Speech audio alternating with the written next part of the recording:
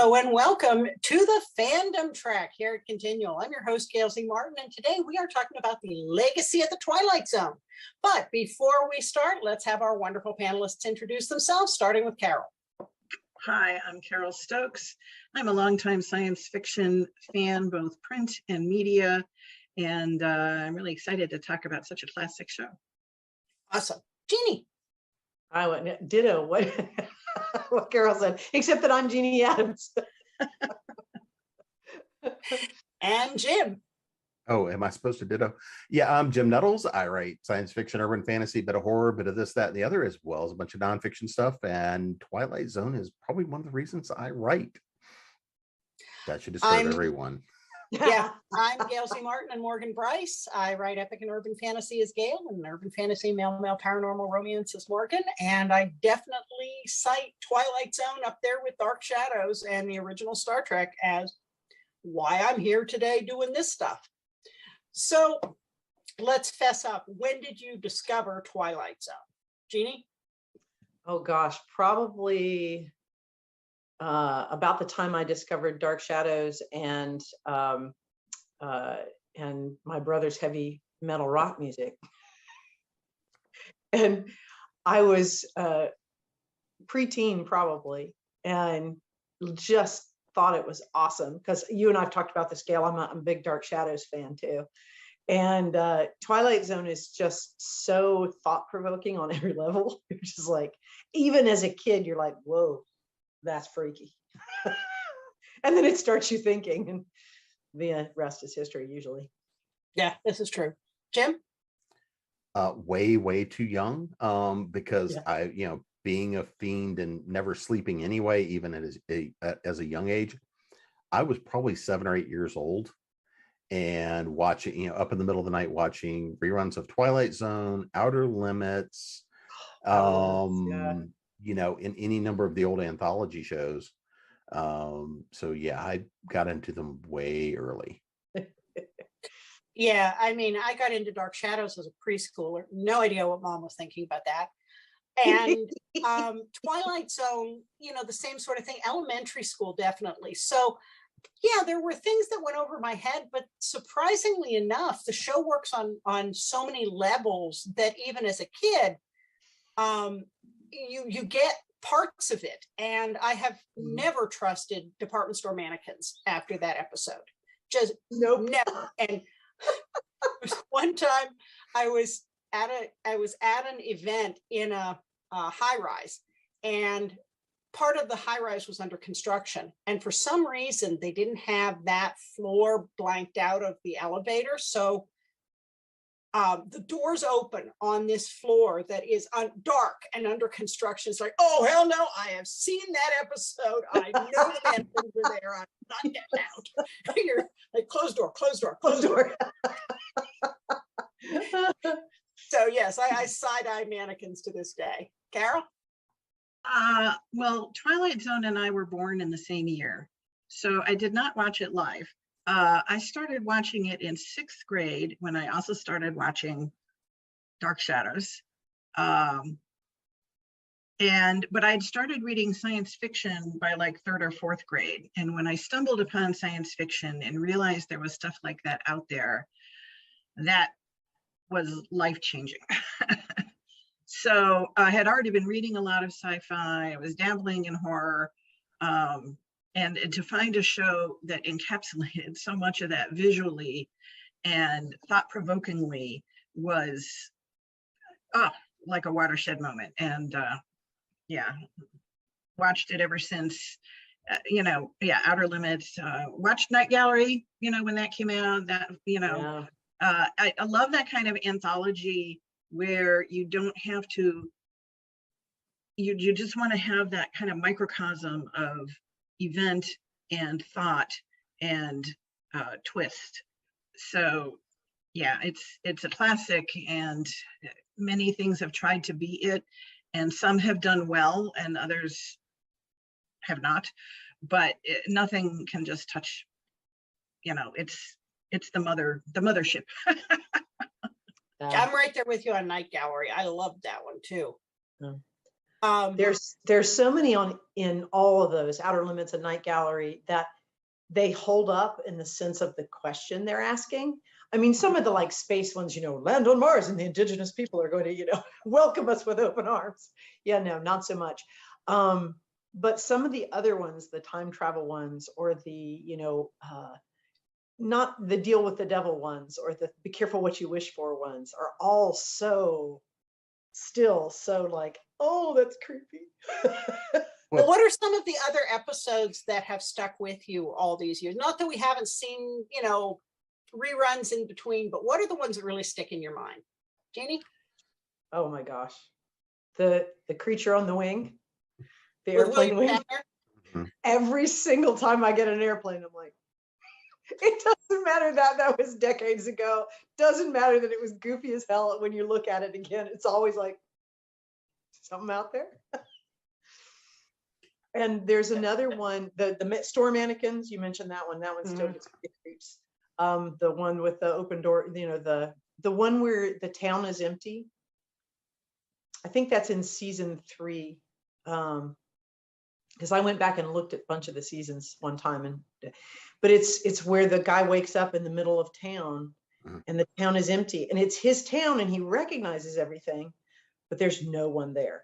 And then the other one that always comes to mind when I see World War II era movies, there's a World War II era one where the pilot crashes and he wakes up and it's 40 years later.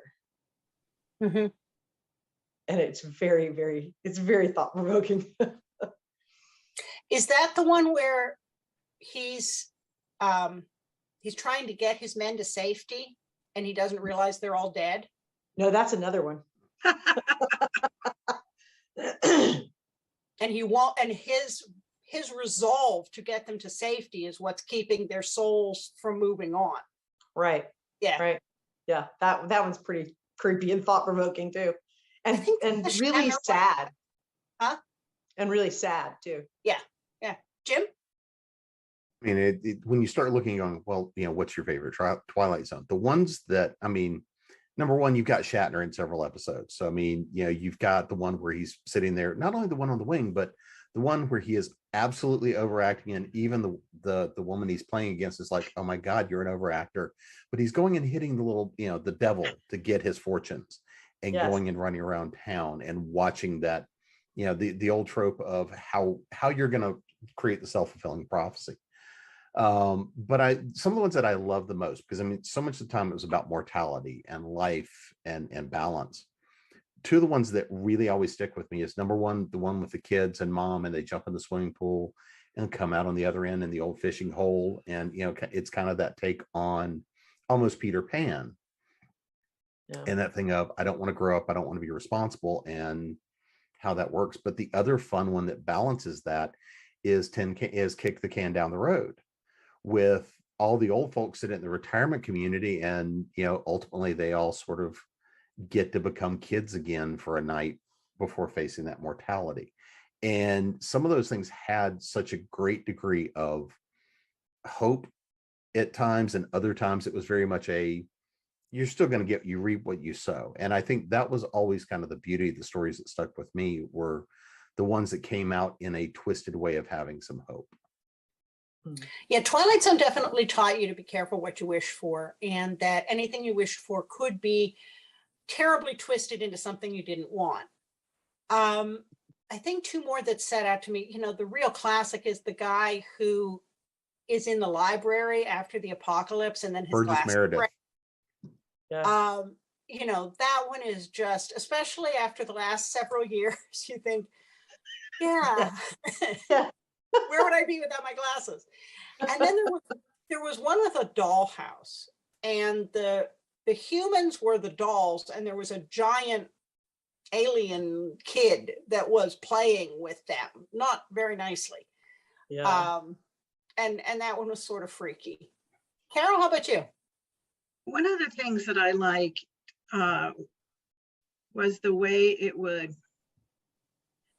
look at different perspectives of reality, like what is real, what isn't real. So for instance, like what you just talked about is a real, they think they're real, but they're not. Are they really just being, toys from the alien? Or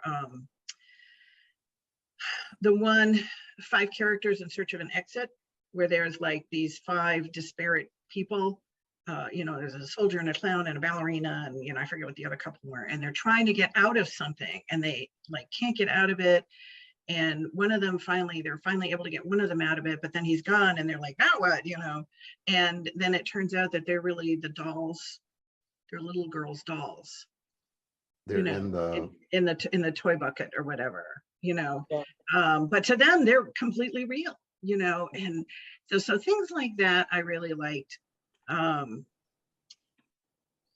the way, and I think one of the things that we're all kind of commenting on that stands the test of time is not so much even the quote unquote sci-fi stuff like landing on Mars, but the morality questions that are posed by those situations,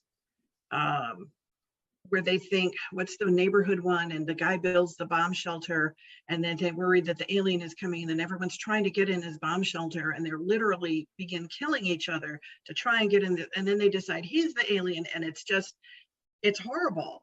Yeah. And yet it's timeless, because we're seeing this play out on our news headlines, Yeah. essentially. So there's these kinds of morality questions that it doesn't matter if it was 30, 40, 50, 60 years ago. Those questions are valid questions and are always ready to be observed and looked at afresh. Mhm. And I think that's one reason we always find that appeal in a lot of these episodes, because these actors may be long gone and this is black and white film, but you know what, we're still asking these things and we still have to think about them. Well, Well, that's it's one of a the great- things. Yeah, that's a great segue into what's made this so enduring. And we didn't even arrange that. No. I mean, I really didn't. what are your thoughts? Well, I actually, what I was going to comment on is that there are so many movies and television programs which have paid homage to those, either through an episode or through, Twilight Zone has nothing on the Winchester boys, but all of those sort of morality questions of, what if you wish for that? Have you thought about the consequences? If you build a bomb shelter and your neighbors aren't building bomb shelters, have you thought about the consequences if something really happens? And everything from Jordan Peele's Out to, every half the episodes in Star Trek Deep Space Nine, they all have those kind of enduring questions about humanity. What exactly are we doing? What's honor? What's good and right versus what's evil? And what is belief? Where do we believe something? And are there truly things that we don't understand and don't know about? And do we need to leave space for that? And I think, like Carole said, that's sort of one of those enduring themes that continues to play. And I know it's affected my stories and the way I write is, how do we leave room for that? How do we leave room for the monster on the wing of the plane to be real? What if it is real? How do we deal with that? What if it's real and we just can't see it? Yeah. And somebody else can. Do we believe them or not? Yeah. Well, and I think one of the things too is, because it is a product of its time, but I think by the nature of the fact it was a subversive product of its time. Oh, my long shot. And the fact of it was always on that just edge of, why are we allowing this stuff on? Wait, people are still watching. And the fact it is inspired so much. But to me, it was the fact that it was always, everyone asked just a very direct question and made you contemplate it. It kind of played it out sometimes to the level of absurdity. Sometimes it took it and played it and said, okay, this is going to be fun. It wasn't week after week. It was not going to create existential dread, but it might. But this week, okay, last week was existential dread. And this week is, well, hey, great. I wound up in heaven and I'm hitting the slot machine every week and I do nothing but win. Well, this is boring. Who said this was heaven? You know, I mean, the classical Billy Mooney sending people to the cornfield. Having grown up in a fairly rural area, I was sitting there going, there's some people I could send to the cornfield. But I think it was the fact that a lot of the time it went and it asked a fairly simple question and took it beyond the logical conclusion and explored it in a way with often people that felt very real, versus a lot of time what we get now with actors today, which is, oh, we've got to create the complicated story behind it. We've got to, it was just a very simple morality play. And I think that that's one of those things that creates those enduring stories, is they were so well done. Well, and I think, I love that you brought up the cornfield one, because maybe city folks don't get it, but if you grew up around cornfields, and especially if you've seen the cornfields out in the Midwest that go on forever, getting zapped into the middle of a cornfield with 8-foot or 9-foot tall corn, you are not going to easily find your way out, even if you follow the rows. And you're going to be sliced to hell by the time you do, because those leaves are sharp and they draw blood. You do not run through cornfields. So yeah, totally terrifying. You could be stuck there for a very long time. Now, we brought up how it was in some ways a product of its time. Well, what isn't? Right smack in the middle of the Cold War. Are there any episodes you can think of that maybe haven't weathered the time as well? Although everything old seems new again. So I'm not sure that question plays out the way it might have a year or two ago. Any thoughts on that? Any that didn't translate, or they're just, wow, this is very 60s, not in a good way? I assume we're going to go past the actual physical things, where like spaceships and just popping open the door without worrying whether there's oxygen or not. Yeah. Technicalities. I think when we look at a lot of the ones that were reflective of the time of war, because we saw so much that was based in the Civil War, because you still had a few people left that remembered that period of time. You had people that very actively remembered World War II in Korea that had been there. I mean, so many of the actors that portrayed and played in so many of these roles had been there. They'd been in war. I mean, this is one of the big influences that Rod Serling had himself, was those experiences. I think when you look at and question, what has not stood the test of time, I can't think of a question that was asked in any of these that hasn't necessarily stood the test of time. I think there's some of the things that we might question in terms of the standards and how the question was asked, but the questions themselves, I can't think of anything, like and I'm trying to remember the name of it. If we look right now, there's such a backlash against people of wealth. Well, there's always been some of that, but I mean, the one in the library with the attorney, and if you can survive this, what are you willing to do to gain wealth? And I think that is a question right now that, depending generationally, is a really interesting question. What are you willing to do to achieve this? Are you willing to sacrifice, age or beauty or whatever the question may be? But that's also one of the oldest questions in the book. Yeah. I kind of find the ones that aren't asking a real question are the ones that don't stand up. I mean, if they're asking a question about who's good, who's bad, who should survive, what is your moral imperative here? Are you seeking the right kind of lifestyle or avenue or whatever, those, because that's a really universal question, those stand up regardless of the trappings.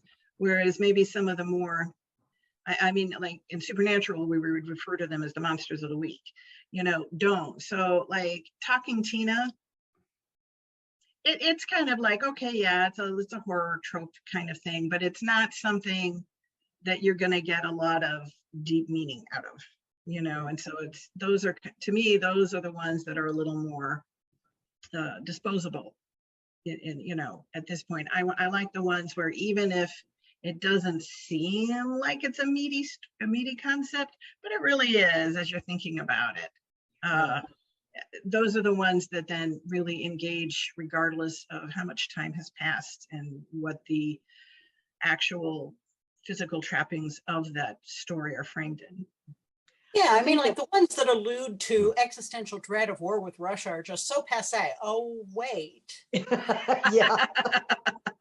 Yeah. I think some of the space ones, even setting aside the crazy trappings that we all now know won't work, I think some of the ones that they almost verge on a slightly racist bent, I think they don't hold up. It's like, Or colonial. Colonialism and racism. You see a couple of those, and those are the ones that make you go, no, click. And that really, to me, that was the only place that they ever sort of hinged over towards being really unpleasant. And I think they did not do a lot of things to expose those parts of the times that they were in, the late 50s and 60s and so on. But in the space ones, where it was a little safer to be, put something or someone as the bad guy, there were some racist overtones to those. So I don't think those have held, and colonialism, I don't think they've held up very well. And yet we still need to ask ourselves those questions. Well, I was going to say, I think that often in those, it's, again, that's kind of what I was alluding to. The questions that are asked often are still valid questions. I think it's the answers and the conclusions we come to now are very different. Right. Well, and I think, it's one of the questions of probably our era, is we know there's stuff out there. We know there's stuff in our atmosphere. The government's finally admitted it, literally. So we need to start thinking about how we're going to handle that. And we've done it a lot in fiction, first contact stories and first contact movies and all those sorts of things. But how are we going to handle that? There was a show, a very short-lived one-season show, the pandemic makes the time blur, called Debris. And it asked a lot of those questions. How do we handle these things that may come from first contact, and what is that going to mean? And so it too is sort of a homage to the Twilight Zone. Well, I looked it up, and the Twilight Zone had more than 150 episodes, and Rod Serling wrote over 80 of them. So, that's an awful lot coming from the mind of one person, which then, of course, also comes from one person's value systems and insights as well as blind spots. So, and I've read about him being almost kind of manic in, like, not sleeping for days at a time and just cranking out one script after another in kind of a white heat. So there's, I'm not sure that given the production times, they also had a whole lot of turnaround or eyes on script. It was like, here, ripped it out of the typewriter. Here we go. We got script for today. Which probably saved some of the more controversial episodes from not being just axed. Well, and I mean, that's a little bit like what you see with Orson Welles and a lot of the radio play production, because they were so high volume. You got to have it today. We're going to turn this around, and then we're ready tomorrow for the next one. And because there was such a dismissiveness about anything that was considered in that science fiction fantasy, oh, that's for kids, trope sort of thing. I think there was a lot of things that were allowed to fly and did not necessarily get the review. And I would argue that that's part of the problem we see with some of the tries of reboots of Twilight Zone, is that they are so commercially polished. Yeah. One of the things that I think when we look at the Twilight Zone especially, but a lot of the cheaper produced anthology shows, was look at a lot of the time the actors that they brought in. You got to see fundamentally people that were, I mean, so many of them featured that Southern actor, Southern accent, deep South, or that Midwestern, very deep Midwestern. Hey, we just went and plucked them out of that place, and we're going to have them do their bit, and return them to wherever from whence they came. Which is a Twilight episode in and of itself, right? Which is a Twilight episode in and of itself. I've got a story to go write this afternoon, but I think that there's an essence there of having seen people that were still in some ways in that transition from the radio play days into acting and TV. It was that whole, yeah, nobody's ever going to see this again. It's going to get aired once or twice and let's move on. Right. I think that created a possibility in storytelling that we would never get today. Right. Not in the same way. Not in the same way. Well, and they didn't have to answer to multiple advertisers the way they do now. Mm-hmm. The soap operas were called soap operas because the soap companies, so what? There were 4, maybe 5. Now you might have 12 manufacturers promoting during commercials in one episode of a sitcom or a drama or whatever, and so you've got to answer to all of them for whether it's good or bad. And so, as Jim says, it gets polished more than it might have. And Carole, you were talking about the earlier, you were talking about it, how it's almost like a short story, and the sort of the novel serialized things, what they would do several things during an episode. And it is like short stories. It's like those bites of things. And so they dealt in broad stereotypes in order to make the story work best. And, Jim, you alluded to it. Yeah, they plucked the Midwestern, farmer out and say, do your bit on screen, because he was a stereotype. And everyone in the audience could go, yeah, corn-fed farmer from Idaho is in his cornfield. What if he had the power to zap someone into the cornfield? But you already knew who that person was just because of the stereotype. And I think that both helped them and limited them. Well, and also, for what it's worth, this was before the CBS Rural Massacre of the late 60s, where they took all the shows off that were set in the Midwest or on farms. Green Acres, Petticoat Junction, all of those shows, they axed in one season because they wanted to go after an urban audience that they thought would be more profitable. But at the time, we're still looking at an America that had more of a population in rural areas than in cities. And that shifted over time, but that's not where they were in 1959 when the show started. Mm-hmm. So that was more familiar personally to a lot of the viewers. What's the legacy of the Twilight Zone? It seems, if you really look, it has fingerprints on so many things. I keep thinking, Carole, of the episode of Supernatural where Sam gets stuck in a town where the mayor has decided the 1950s were just swell, and he's going to make sure everybody is just swell too, and nobody's allowed to not be swell. And Malt Shop and Cardigan and roar. Of course, and then even the one with Lilith, when big bad uber demon Lilith takes a vacation as a angelic looking blonde child who can zap people into the cornfield. I mean, that's absolutely right where she comes from.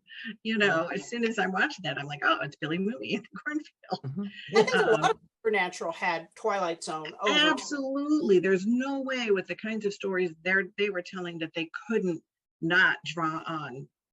They had the compendium sitting there going, all right, let's see this week. This worked for them. And the other huge one for me would be Buffy. Mm-hmm. There's sorry, inarticulateness, in eagerness. there's fingerprints all over Buffy. I Sing the Body Electric. The Ted the robot, who's the perfect father. Oh gosh, there's so many instances of it that Buffy turned and made it their own, but they couldn't have built what they built in Buffy had they not had the foundation of the Twilight Zone. You can't, so many things that you can't have built, couldn't have built, because you couldn't have envisioned it until it was envisioned in the Twilight Zone, because people just didn't even kind of think that way. The science fiction writers thought that way. Yeah. The general public did not think that way. because the general public is not necessarily out there in the 50s and 60s reading Asimov and Niven and Pohl and all these people. But the Twilight Zone took those concepts and that mindset, created it in a way that then the general populace could watch it and absorb it and be affected by it. And those people grew up to be our creators and directors and writers that we have today. And their views are infused with that kind of background. Yeah, I think Twilight Zone and Philip K. Dick had a huge influence on the period. Jeannie, what do you think? Where can you find the fingerprints of the Twilight Zone?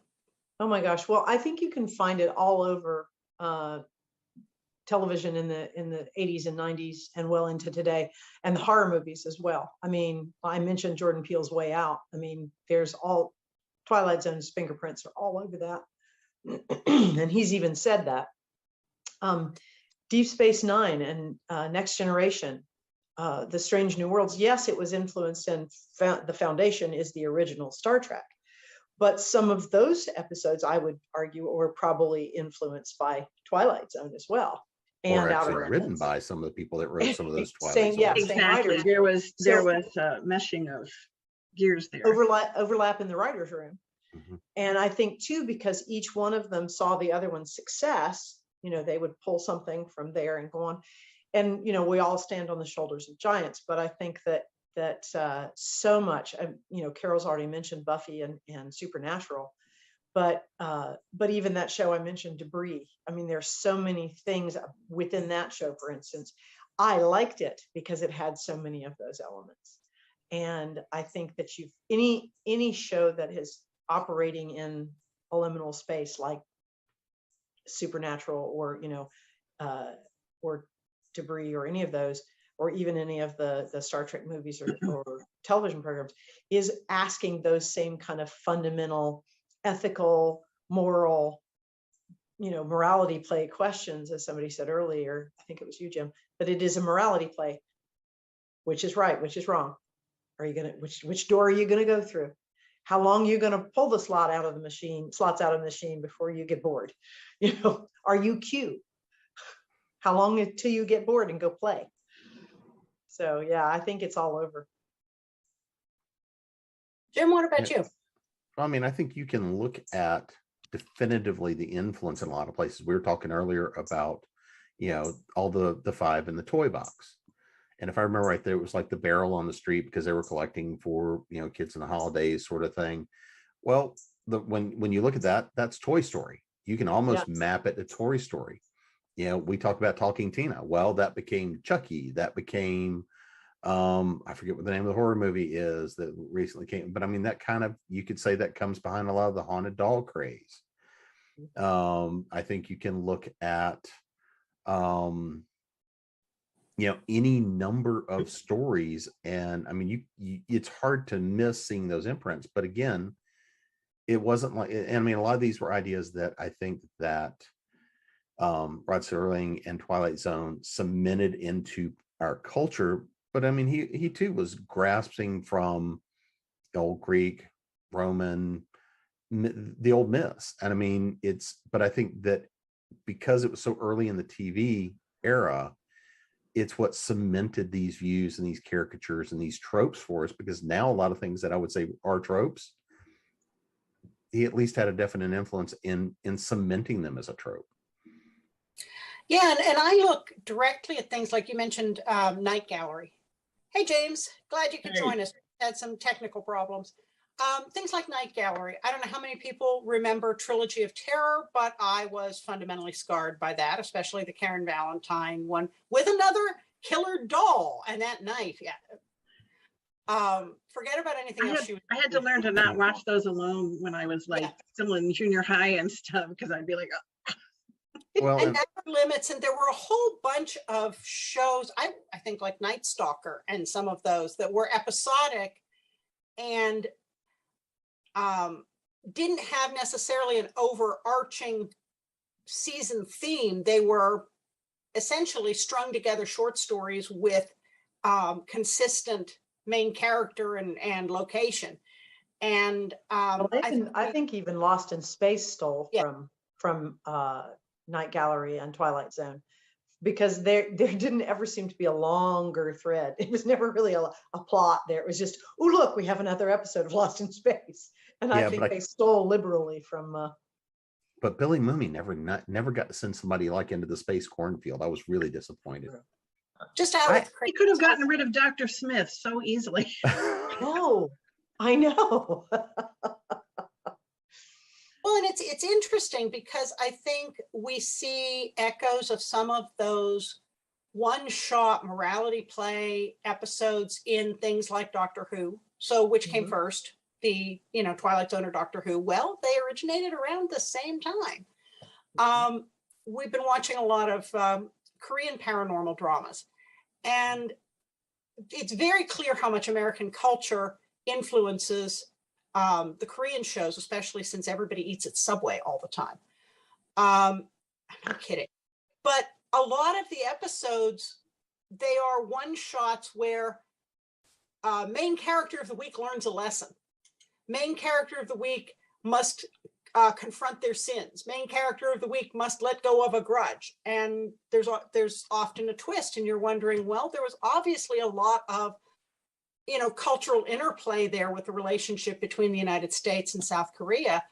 Surely people saw these shows.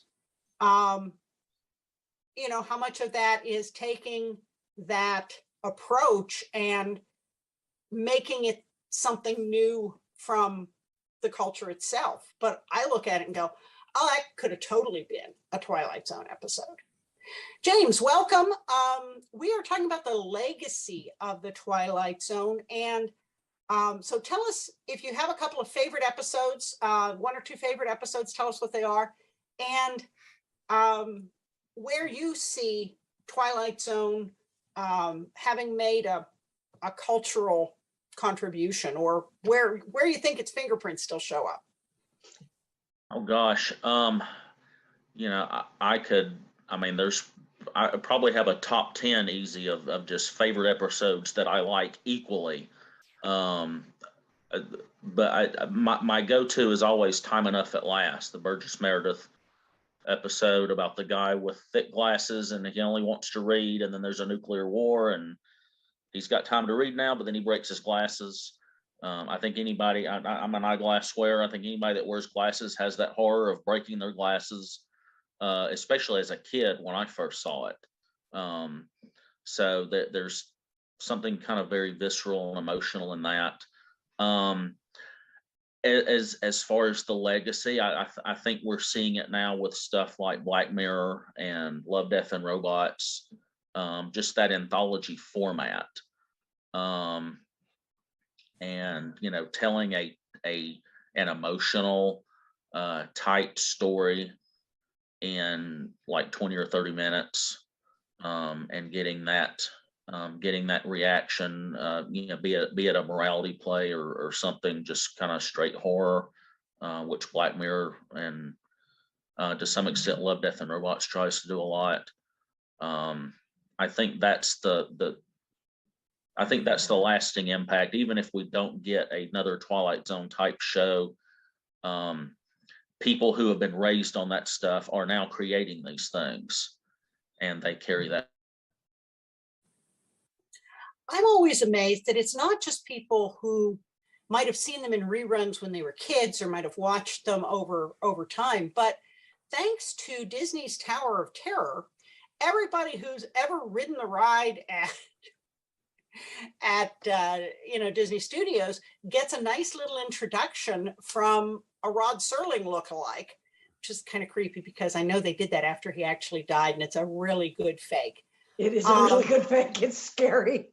It is. But in this haunted hotel that is tricked out to the max, and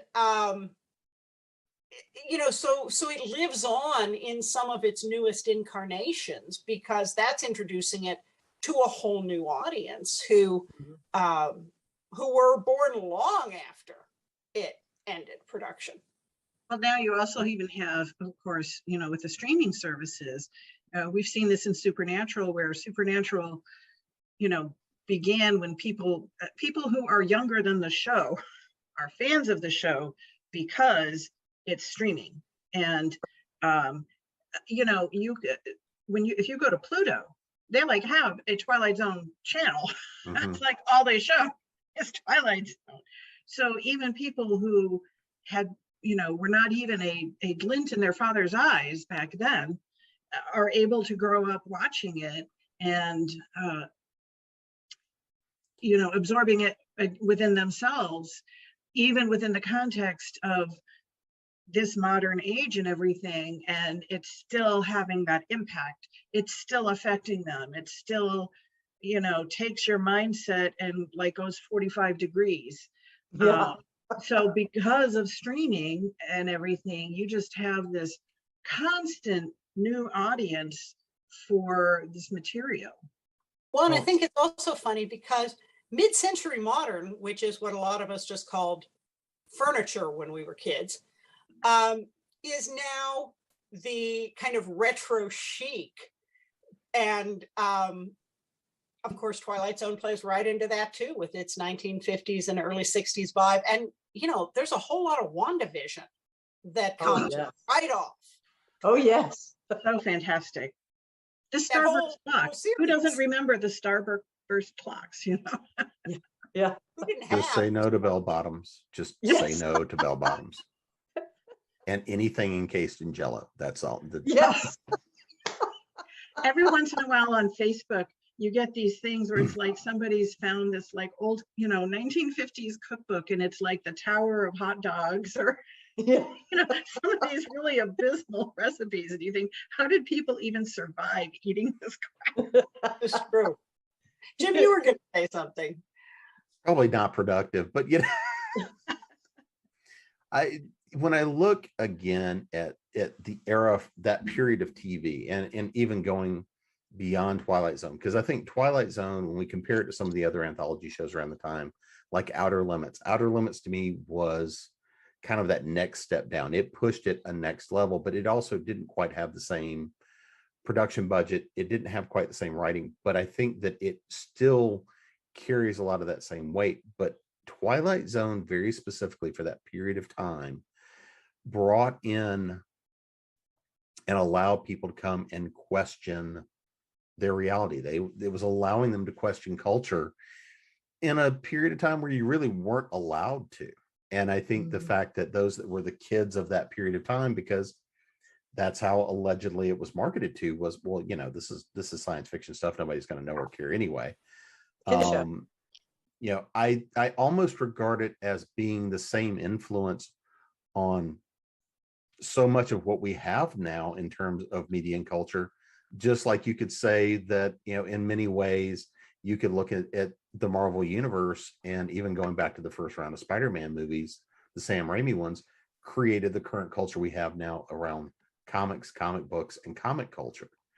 And I think in a lot of that revival is what lets us take a look at myth, mythology, legend, and some of the same questions, just in a new and a different way. But I think that when we talk about, well, this is foundational work, Twilight Zone truly was foundational work because of the period of time it was done in, and the fact it was a period of time that TV technology was still trying to explore what were they going to be able to do and get away with. Yeah. Well, and like comics, which later came under fire, at first nobody cared because they were for kids. They couldn't possibly be important or talk about important things because they were just picture books for kids. And later people went, did you see what's in those picture books? And tried to put the horse back in the barn. James, we're coming close to wrapping up here. Any other thoughts about the Twilight Zone's legacy? I don't know. I think just in general, what I was saying before, my internet crapped out again. The people that were raised on that stuff, or even like me, saw things in reruns. And I was also a big fan of the 1985 incarnation of the Twilight Zone. I have that first season on DVD. There's some fantastic stuff that came out of that one. And anthology shows like Amazing Stories, which was on about the same time. Like I said, these people that were raised on this stuff are the writers and producers and directors of today and tomorrow, and they're carrying that stuff with them. And even if we don't get another anthology show, which networks are always saying anthology shows don't sell, they need you need the same cast every week.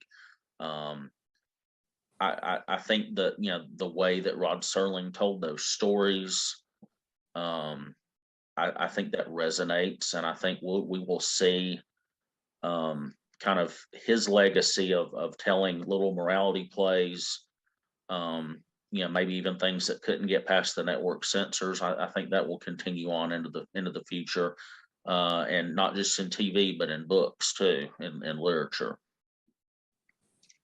Building on that, what James says, I think we'll also see it on some of the streaming services who aren't quite so beholden as the networks are to some things.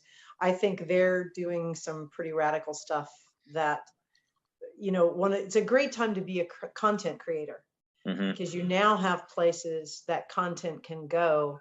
You're not trapped by selling a book to New York, and you're not trapped by selling a story to Hollywood. Got a lot of outlets. And I think we'll see more of that kind of questioning sort of format, because there are some places that would be open to it. Well, and I think that is one of the things that is kind of a beauty of where we're at now, is exactly that. If somebody wants to write their own story, and if nothing else, grab a phone and go out and film it. It may not be the best quality in the world that's 4K, 8K digital, but you can do something that's the same level and quality as a lot of the time what they had for Twilight Zone and stuff of that era, and actually better video, better audio, because at the end of the day, what people care about is the same exact thing.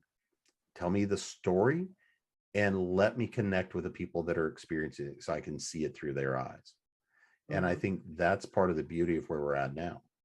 And I think when you look at some of the writers besides Rod Serling, Alfred Hitchcock, Harlan Ellison, David Gerald, so many people who have gone on to many other things, Earl Hammer, Greg Bear, you just scroll through and you're saying, it's kind of a who's who now, but they weren't then.